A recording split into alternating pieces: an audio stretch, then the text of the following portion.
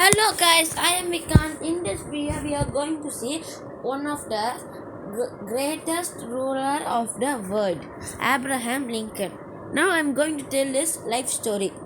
Abraham Lincoln, the 16th President of the United States. He guided his country through the Civil War, which is considered to be the most devastating experience in the national history. Many historians have graded him the greatest American president.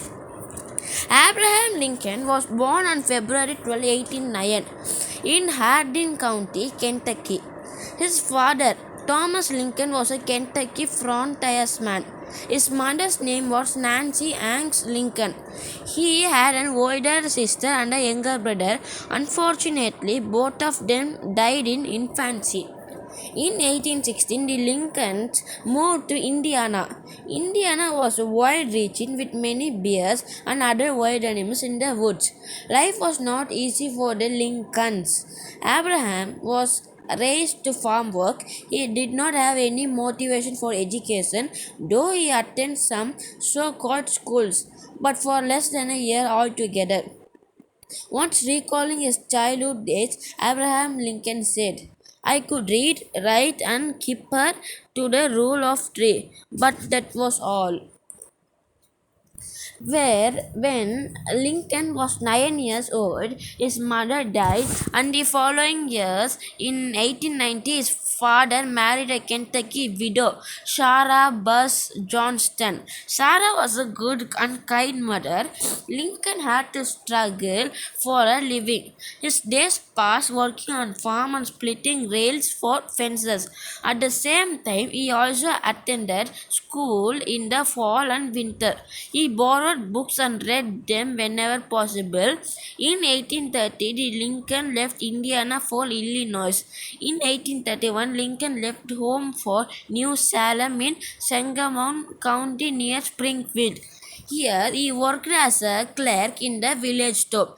In his free time, he would learn basic math and read Shakespeare. Lincoln tried various occupations and served briefly in the Black Hawk War, 1832. He was elected captain of his volunteer company. It opened new avenues for his life. Lincoln ran unsuccessfully for the Illinois legislature in 1832. On August 4, 1834, Lincoln, then aged 25, was elected to the Illinois General Assembly as a member of Whig Party. He also began to study law. Serving as a Whig, Lincoln promoted the Second Bank of the United States, the Illinois State Bank, and government-sponsored internal improvements such as roads, canals, railroads, and harbors. He admired the American system of economic opportunity. The man who labored for another last year, this year labors for himself, and next year he will hire others to labor for him, he would say.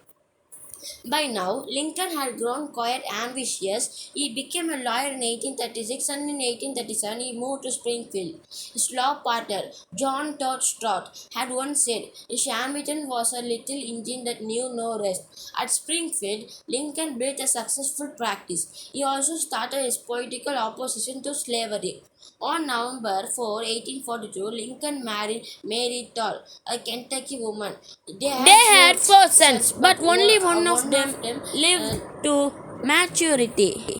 On May 1, 1846, Lincoln was nominated as the Whig candidate for U.S. Congress. On August 3 the same year, he was elected to the U.S. House of Representatives. On January 22, 1848, he gave a speech on floor of the House against President Polk for policy regarding Mexico. On March 31, 1849, Lincoln left politics and returned to Springfield to practice law. And on May 22 the same year, he was granted U.S. Patent number 6469, thus becoming the only president ever granted a patent. He re-entered politics in 1854 and was elected to Illinois legislature, but he declined the seat in order to try for a U.S. senator. 4 years later, in June 1858, Lincoln was nominated for the Republican senator from Illinois, opposing Democrat Stephen Douglas. However, he lost to Douglas by a vote of 54 to 46. This defeat did not dishearten him. He carried on with his politics pursuit.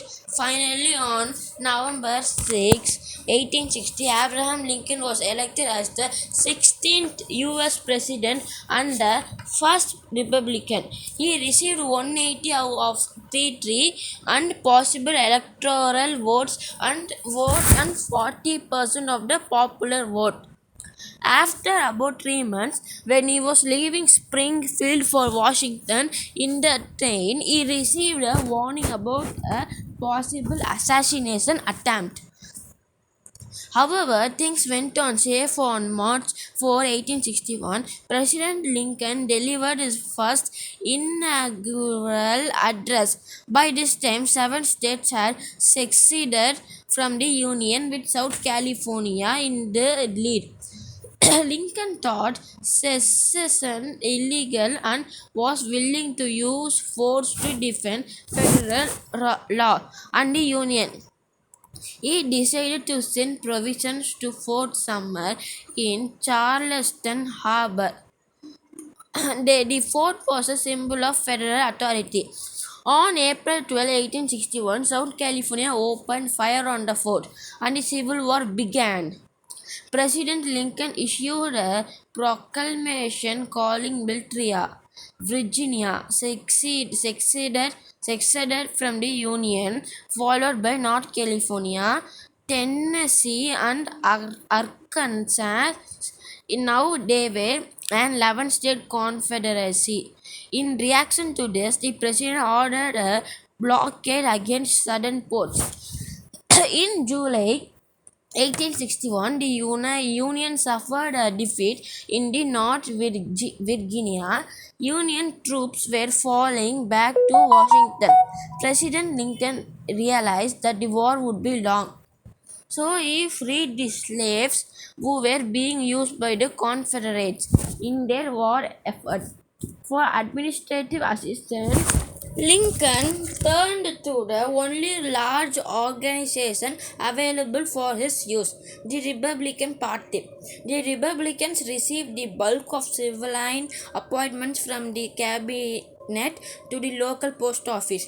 Lincoln tried throughout the war to keep the Republican Party together and never favored one faction in the party over another.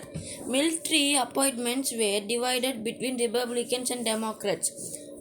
August 12, 1861 was declared as a national day of fasting. The Civil War continued. On March 11, 1862, President Lincoln relieved his general-in-chief and took direct command of the Union armies. As a commander-in-chief, Lincoln was soon noted for vigorous measures. Within 2 months, he approved the federal homestead law and gave 160 acres of publicly owned land to anyone who would work the property for 5 years.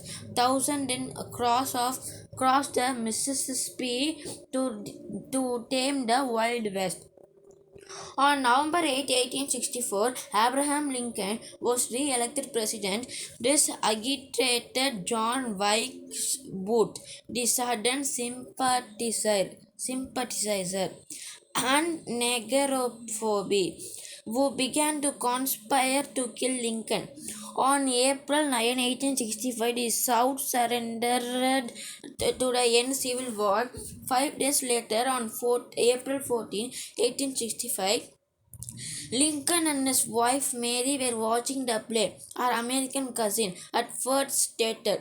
About 10:13, John Wilkes Booth entered the presidential box and shot the president in his head. Lincoln fell unconscious.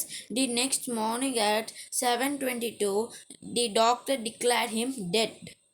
Abraham Lincoln, the dynamic name that led the United States safely through the most difficult times.